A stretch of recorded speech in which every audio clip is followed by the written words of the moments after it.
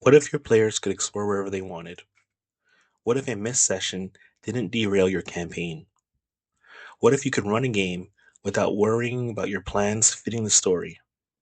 Two words: West Marches. Let's begin. Welcome to Dungeon Debuff. I help DMs make their games work for both them and their players, and over the last 5 years, I've been running games online with people from different time zones. I'm here to share what I learned as a DM so that you can experiment with your games, whether it's in person or online. Today, we're going to talk about why you should run a West Marches campaign and how to run one. What if your players could control their own fate and you didn't have to prep every single detail? A West Marches game is essentially a sandbox where your players can take the driver's seat. They explore the world freely as characters, all while being part of something much bigger. This type of game is a game changer for both BCDMs and players because it focuses on how players impact the larger shared world. Instead of an overarching plot, thinking of players' backstories or other game elements to immerse players in a standard campaign, players can choose where they want to go, and DMs can focus their prep more on how the world reacts. Are your players members of an adventuring party, or are they soldiers in a larger war between two nations? Are they members of an agency of investigators uncovering conspiracies in the city? There are so many different ways to play. In addition to allowing your players to take part in the sandbox world, West Marches campaigns allow you to have rotating player groups. These groups are pools of players that can participate in quests that can vary and offer many different types of rewards and challenges. For example, your players' interests may vary in the types of quests they want to take on, and you can offer three quests to your players to choose from. Maybe they want to take part in a rescue mission in an abandoned mine shaft, or a fetch quest to find a rare plant in a dangerous region.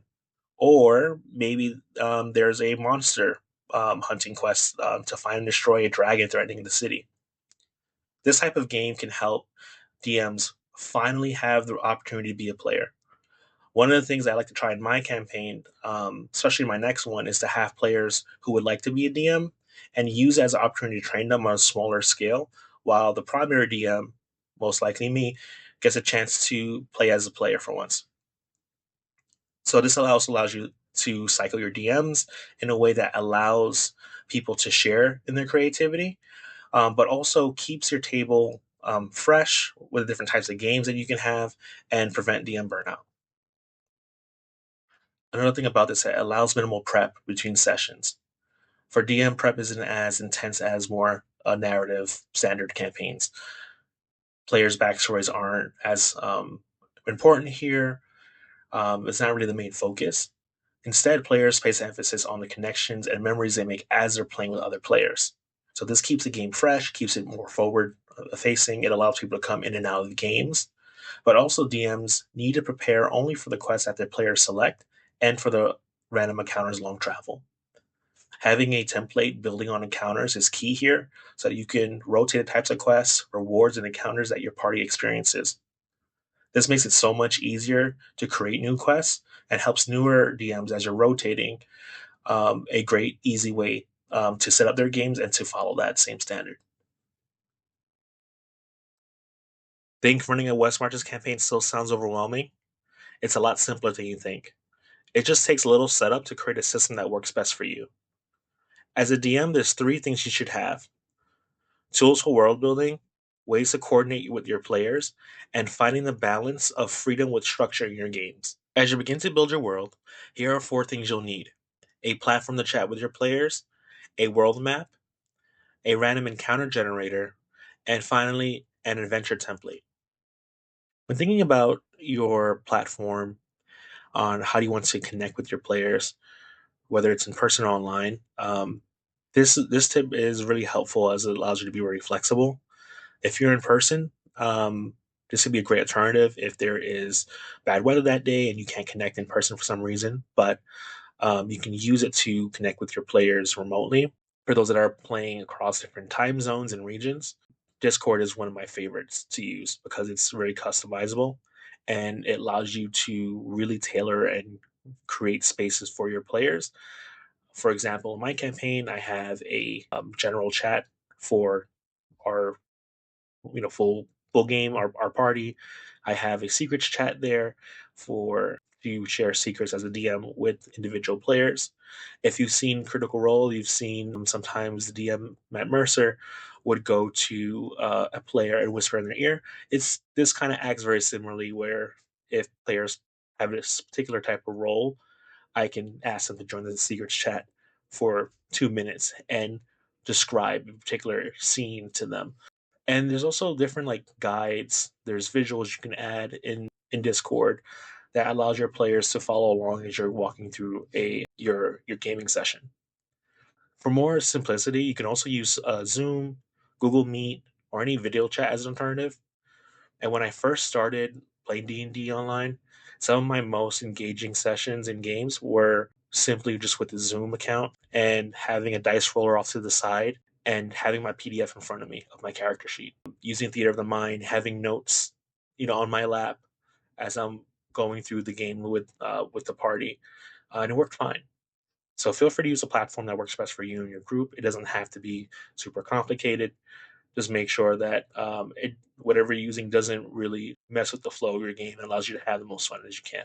So this is the map of my first ever completed D&D campaign, and I intended this map to be a West Marches uh, campaign. It ended up being a for standard campaign, but I think this map serves as a good example of having a central location that the players can have a home base out of and a way for them to explore different types of regions. So I created this map on Incarnate and wanted this continent to serve as a diverse array for different players to explore.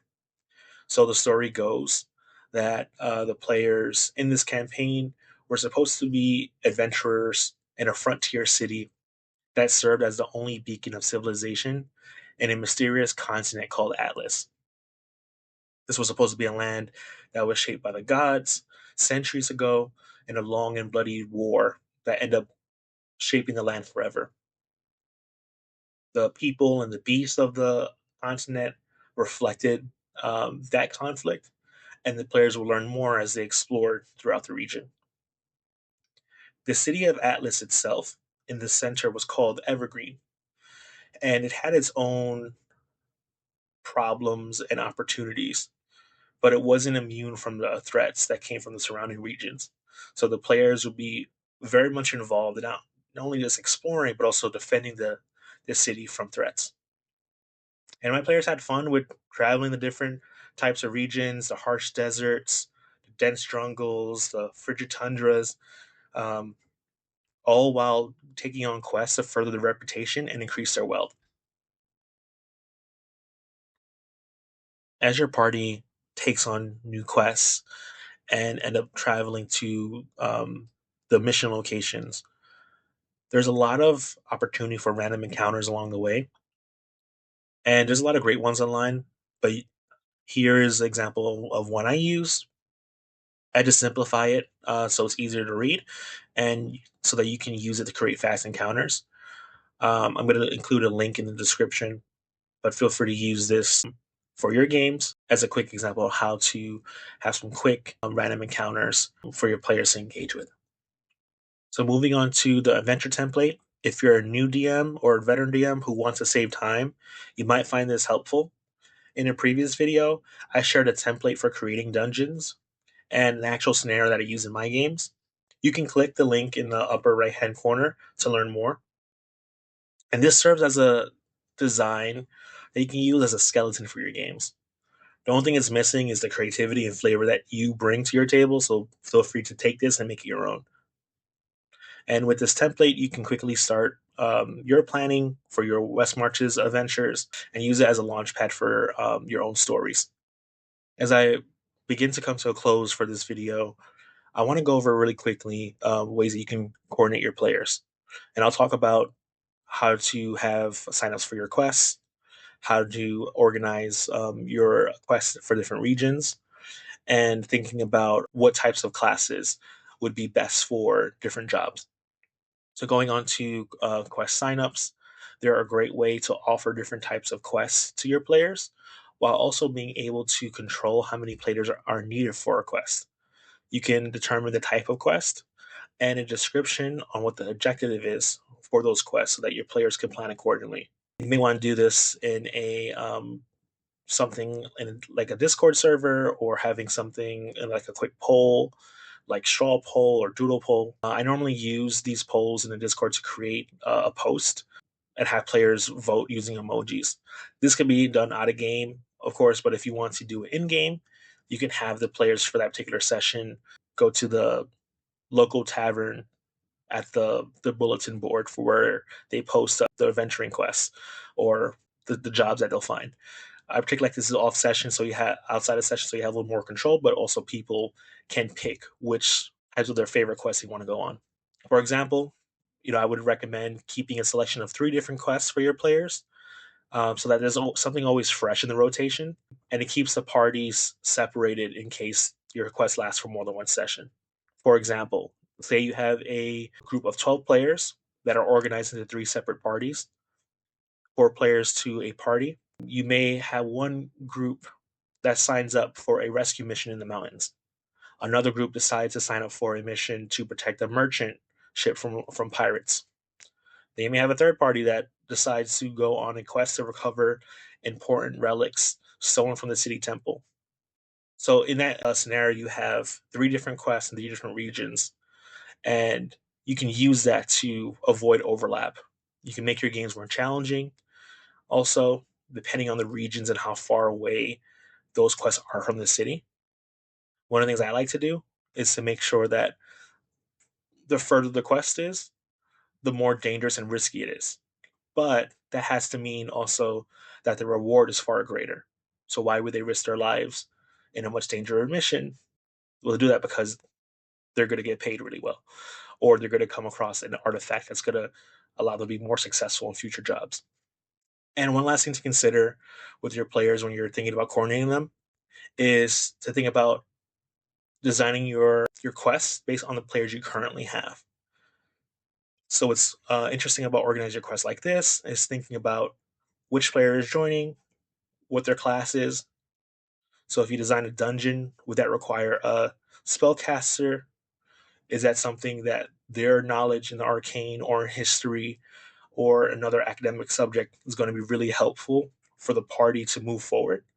Or is it something where they're hunting a beast and they need people in their party who is quick, who has strong survival skills? So to think about what type of also skills that those particular classes bring and how you can make those players shine in those sessions. I want to thank you again for watching. If you found this helpful or learned something new, give me a like and subscribe for more. Let me know in the comments how you run your West Marches campaign. I'm thinking about running a new campaign soon, so I would love to know what you think and just any other takes on this. Don't forget to download. I've included 2 free resources in the description to use for your games. And until next time, happy gaming, and I'll see you in the next video.